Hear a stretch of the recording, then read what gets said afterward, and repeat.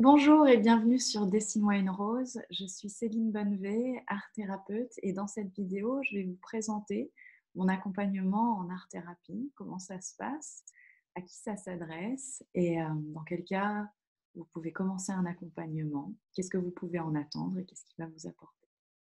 Alors déjà, moi je travaille à Caen en cabinet, donc à la maison du bien-être de Maybe, ou en cabinet à Carcagny que je partage avec un sophrologue.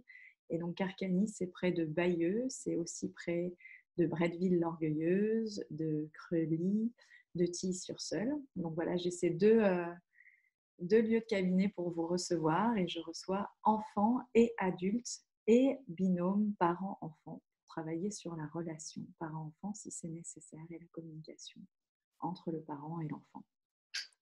Donc, j'accompagne moi par l'art-thérapie. Concrètement, qu'est-ce que c'est que l'art-thérapie? L'art-thérapie fait partie en fait des psychothérapies. Donc, on fait en art-thérapie, on traite, on aborde tout ce qu'on peut aborder en fait dans une psychothérapie classique. Simplement, on va passer par l'expression artistique, la créativité, la création, le monde intérieur et sensible par le dessin, la peinture, le collage, parfois un mélange de ces trois-là, l'écriture, le mouvement dansé, le jeu d'impro, peut-être aussi la musique, les percussions.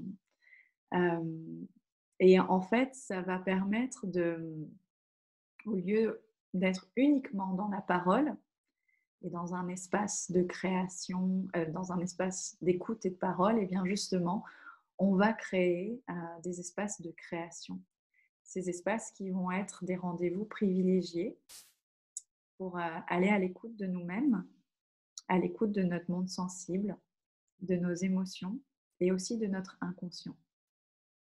Puisque la création est une voie d'expression particulièrement adaptée à l'inconscient qui, lui, s'exprime de manière symbolique. Et je pratique personnellement une art-thérapie analytique qui me permet, en fait, comme on interprète et on analyse les rêves, selon les travaux de Carl Gustav Jung sur la psyché, eh bien, j'ai été formée à analyser les créations. Pour les adultes, je délivre cette analyse et on en discute. Pour les enfants, je, je garde l'analyse essentiellement pour moi. Je peux éventuellement donner des éléments si j'estime que c'est juste et pertinent pour l'enfant, mais sinon, cette analyse, je la garde pour moi. Simplement, elle me sert pour continuer l'accompagnement de l'enfant, mais je ne le perturbe pas avec ça, afin que lui puisse vraiment rester connecté à ses émotions, à son sensible et qu'il ne vienne pas nourrir des idées avec son mental. Les adultes ayant un développement cérébral et psychique terminé, je peux plus faire ça. Mais encore une fois, c'est vraiment au cas par cas et selon si je sens que la personne va être, ça va lui faire du bien en fait. Et si elle est prête à recevoir ces messages-là de son inconscient. On y va toujours tout doux et à votre rythme. Et voilà, comme ça, c'est progressif et que ça s'intègre correctement. Alors, dans quel cas on choisit l'art-thérapie plutôt qu'une autre forme de psychothérapie, comme la PNL, l'hypnose, le, la psychothérapie verbale classique, par exemple. Enfin, bon, y a des tas de psychothérapies, je ne vais pas toutes les nommer, mais pourquoi commencer un accompagnement en art-thérapie? Eh bien, déjà, il faut avoir un attrait quand même avec l'expression artistique. C'est vrai que c'est particulièrement adapté aux enfants parce que l'art-thérapie, on dit souvent que ça convient quand on a du mal à verbaliser. puisque le support du dessin, de la peinture ou de l'expression créative par quelque moyen d'expression que ce soit, ça va passer les messages en fait sans forcément les verbaliser et les nommer par le langage humain cérébral tel qu'on le connaît. Donc c'est vrai que c'est particulièrement adapté aux enfants qui ont souvent du mal en fait à nommer ce qu'ils ressentent, ce qu'ils vivent, tout simplement parce qu'ils sont encore des enfants et qu'ils sont en développement. Donc, ils n'ont pas cette maturité-là et ils sont en apprentissage. Donc, justement, le fait de passer par l'art, la créativité, c'est très simple pour eux. Et ils peuvent très bien dire en un dessin ce qu'il y a à l'intérieur dans leur cœur. Parfois, c'est un peu lourd ce qu'il y a dans leur cœur. Donc, le dessin le dira pour eux. Et, et pour les adultes, finalement, c'est à peu près la même chose parce que même si on est adulte, on n'a pas toujours été accompagné dans l'expression de ses émotions, dans l'expression de ses sentiments. On ne sait pas toujours le faire, on ne se connaît pas forcément soi-même très bien. Donc on peut être un peu dans la confusion à la fois de la compréhension, de l'identification de ce que l'on ressent et ensuite de l'expression de ses sentiments et de ses émotions. Donc finalement, là, c'est pareil. En fait, passer par l'art va permettre de le faire de manière plus fluide. Et, et puis, il y a des cas où, en fait, il y a eu un choc émotionnel traumatisant, difficile, trop difficile. Et du coup, on n'arrive pas à mettre des mots dessus. Et du coup, passer par la créativité, ça va vraiment permettre d'y aller tout doucement. Et, et couche après couche, de soigner la blessure ou les blessures en question. Et il y a des choses qui ne sont pas dissibles en fait. Soit parce qu'elles ne sont même pas arrivées à la conscience, parce que l'inconscient les a enfermées par réflexe de survie, de protection. Et la psyché est très bien faite pour ça. Donc ça peut être des cas d'amnésie traumatique, comme ça peut être des cas de déni, comme ça peut être juste des mémoires oubliées qui ne sont pas si loin. On ne va pas toujours être dans le cas d'amnésie traumatique, donc ce n'est pas forcément si loin, mais c'est juste pas encore porté à la conscience, vraiment. C'est là sans être là. Et, et du coup, là, quelque chose qu'on n'aurait pas verbalisé parce que tout simplement, on n'en a pas conscience. Là encore, passer par l'art, par la créativité, ça va vraiment permettre de le déposer, de l'exprimer autrement. Et du coup, la personne, l'enfant ou l'adulte, ou le binôme parent-enfant va pouvoir voir là comme ça, dans un dessin, pardon, dans un dessin, dans un collage, une réalité qui demande à être mieux connue et, et regardée et accueillie, comprise et en voie d'acceptation pour être aussi en voie de transformation. Donc moi, je travaille par essentiellement le dessin. J'ai été aussi formée à la sophrologie, donc j'aime beaucoup passer par le corps, par la méditation, les visualisations. Hum, des mouvements très lents, hein, parce que la sophrologie, c'est aussi de la méditation en mouvement très lent, les yeux fermés, avec un accompagnement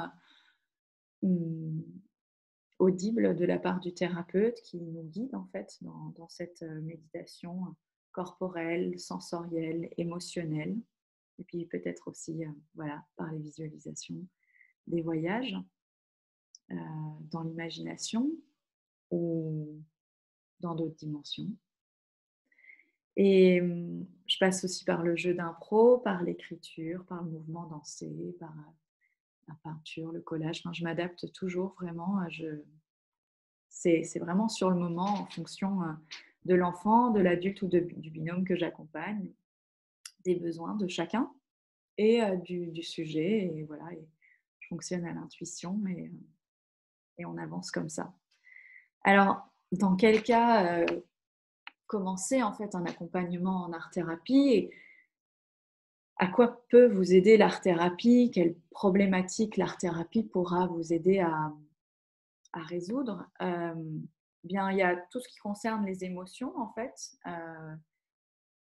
apprendre à mieux vous connaître, apprendre à mieux connaître vos émotions, ce que vous ressentez. Donc, ça peut être si vous êtes dans un état de déprime ou d'inhibition, voire même de dépression. Ça peut être un trop plein d'émotions, trop de colère ou bah, comme on vient de le voir, trop de chagrin ou trop de peur, et vraiment un aspect où la vie nous fait peur, on est prostré, on a du mal à passer à l'action, etc. Euh, Ça peut être, voilà, l'art-thérapie peut vous accompagner en fait sur une hypersensibilité, sur tout ce qui va être en fait attrait à la connaissance de vous-même et à comment justement bah, euh, être en équilibre avec ce que vous êtes et comment arriver à être heureux avec vos émotions, avec vos caractéristiques, vos particularités et apprendre à ressentir, à identifier ce que vous ressentez, à être à l'écoute de ce que vous ressentez et à être connecté en fait à votre cœur, à vos émotions, à votre corps. Du coup, en parlant du corps, ça peut aussi vous aider sur tout ce qui concerne justement le corps physique, donc la maladie, une grossesse difficile, un post-opératoire difficile, un comportement alimentaire perturbé comme l'anorexie ou la boulimie, des violences sexuelles répétées ou qui ont eu lieu une fois et c'était la fois de trop et ça crée vraiment... voilà, il y a besoin en fait d'en parler et il y a besoin de guérir ça. Donc tout ce qui est rapport au corps difficile, les complexes, se trouver moche, pas bien, avoir du mal en fait à se sentir vraiment pleinement dans son corps, bien et l'aimer et en bonne santé. Ça peut être aussi tout ce qui concerne en fait la vie en général, quand on a l'impression qu'on est en perte de sens, qu'on mène une vie qui ne nous ressemble pas, qu'on ne sait pas où on va, euh, si on a une vie amoureuse compliquée, qu'on reproduit toujours les mêmes schémas, qu'on a du mal à trouver le bonheur en amour, euh, qu'on vit une énième relation qui n'a pas marché, euh, une vie professionnelle qui ne nous épanouit pas, ou alors on est en désorientation professionnelle, on est en quête, en burn-out, en bore-out. Voilà, il y a tous ces moments, ces, ces phases de la vie où on se pose des questions et en fait on a besoin de se rassembler parce que là, ça ne va pas et il faut trouver une solution pour que ça s'améliore. Ça peut aussi être des problèmes en famille, des problèmes relationnels, des problèmes de communication, donc soit avec son conjoint, soit avec ses enfants. Voilà, la famille est en souffrance, la famille a du mal à trouver de la fluidité, a du mal à replacer l'amour au centre des connexions entre les membres. Il y a beaucoup de conflits, de disputes, d'incompréhensions. Là, l'art-thérapie peut vous aider, donc soit vous seul, soit en binôme avec votre enfant, pourquoi pas avec votre conjoint aussi. Et puis, il y a tout ce qui va être les chocs de la vie, un accident, un deuil, un divorce, la perte d'un membre physique, une maladie grave, tout ce qui, en fait, nous arrive, nous tombe dessus, nous ébranle et crée en fait un choc émotionnel énorme, crée crée une perte de repères et, et potentiellement un traumatisme en fait. Et justement, dans cette déstabilisation, intense dans laquelle on se retrouve à ce moment-là, on a besoin d'un accompagnement. On a besoin, de moments où on est écouté, où on est entendu et principalement par nous-mêmes, en fait. Et la séance, le thérapeute est là qu'en miroir. Il est là pour vous offrir un moment avec vous-même et il est là pour vous apporter un cadre sécurisant et rassurant et plein de bienveillance pour que vous puissiez, en fait, aller vous-même vous rencontrer, vous prendre la main et trouver vos forces et vos ressources à l'intérieur de vous pour continuer d'avancer, pour vous réparer, pour vous guérir. C'est pas le thérapeute qui fait ça. Le thérapeute, il vous aide, il vous accompagne, il est là à côté de vous et il vous soutient inconditionnellement. Mais la résilience, elle est en vous. L'élan de vie, il est en vous. Et l'amour pour vous-même, il est en vous aussi. Voilà, donc n'hésitez pas à me contacter si vous avez des questions encore. Je vous invite à aussi aller voir mon site dessine-moi-une-rose.fr et voilà, je serai heureuse de pouvoir vous aider si vous en avez besoin. À bientôt, bonne journée.